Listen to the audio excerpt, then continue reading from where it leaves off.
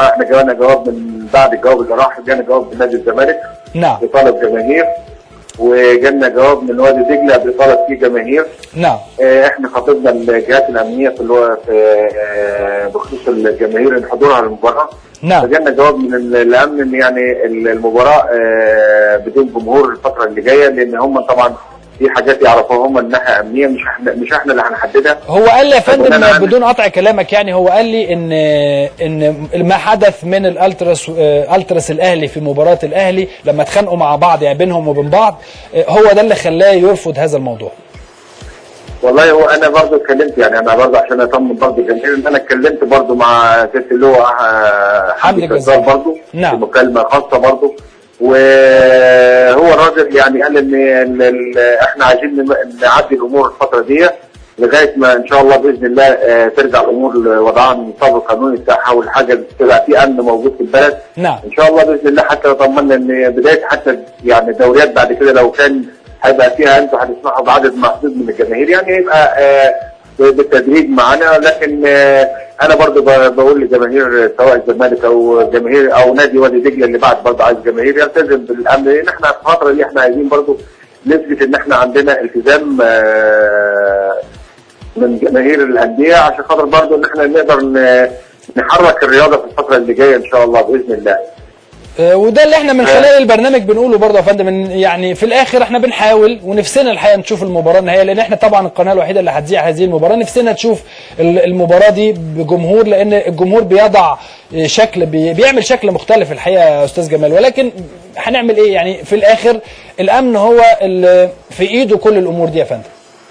والله يا كابتن اسلام احنا يعني طبعا انت عارف يمكن انا من النوع او رئيس الاتحاد بتكلم مع الروابط كلها وبتكلم مع الجماهير كلها، ويمكن برضه كلموني جماهير الزمالك، وانا حتى لما كلمتهم قلت لهم يعني نلتزم بالامن في الفتره اللي جايه دي، ونلتزم بكلام مقرراته في الفتره دي، عشان خاطر ان احنا بس نمشي الكره المصريه. ويعني احنا الحمد لله ان احنا وصلنا لنهائي كاس، يعني نتمنى ان المباراه تبقى كويسه، واي فريق فيهم يحصل على الكاس يبقى كده بالنسبه لنا ان احنا اتمنى مسابقه.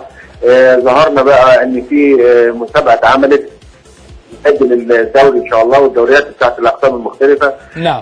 مديرين الاهلي يبقى عندهم برضو الدافع ان هو تعمل المباريات، ويبقى كله كلها فتره ظهور للكره المصريه لعودتها، لان احنا كفايه اللي عانيناه في الفتره اللي فاتت. نعم. وعانينا كتير جدا من عدم المسابقات، فاذا كانت المسابقه اتعملت نتمنى فعلا الكل الالتزام ونلتزم ورا الامن، وكلنا نبقى ورا الامن، لان الامن مننا واحنا منه يعني، فاحنا ملتزمين بيه يعني افهم بقى من كلام حضرتك ان خلاص لن تكون هناك محاولات من اليوم وحتى المباراه النهائيه ولكن ولا لسه حضرتك بتتكلم؟ يعني الدكتور كمال كان معايا وقال لي ان هو لسه هيتكلم في الموضوع ده.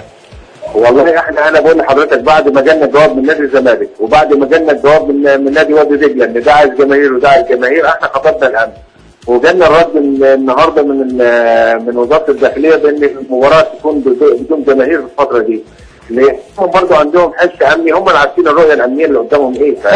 طبعا فده اللي وصل لنا النهارده، يعني انا بكلمك النهارده وصل لنا الجواب، وبناء على هنتم اختار نادي الزمالك واختار نادي وادي دجله بالجواب اللي جاي. الاصل هو الموضوع بالنسبه لوادي دجله يا فندم اعتقد ان هو مش زي نادي الزمالك يعني، لان كان معايا الكابتن هاني رمزي امبارح وقال لي ان ما عندوش مشكله بجمهور او بدون جمهور، مش فارقه معاه كتير يعني. الو. لا هو طلب جماهير، لا هو طلب ان في جماهير تكون ليه يعني.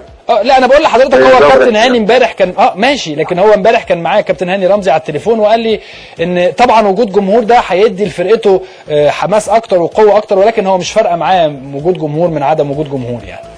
بالعكس هو برضه الجماهير لازم تحس ان احنا كاتحاد كوره كمان احنا لما تبقى المسابقه فيها جماهير بتبقى تساعدنا احنا اكتر، يعني احنا طبعا تبقى موجوده، لان انا الوحيد اللي بنادي بالجماهير من اول يوم استلمت فيه اتحاد الكوره، لان احنا عايزين نرجع جماهيرنا ترجع في المدرجات زي ما احنا عايزين. انا بناشدهم برضه انهم يلتزموا بالقرارات الامنيه في الفتره دي. وان شاء الله اللي جاي احسن باذن الله، اللي جاي احسن ان شاء الله.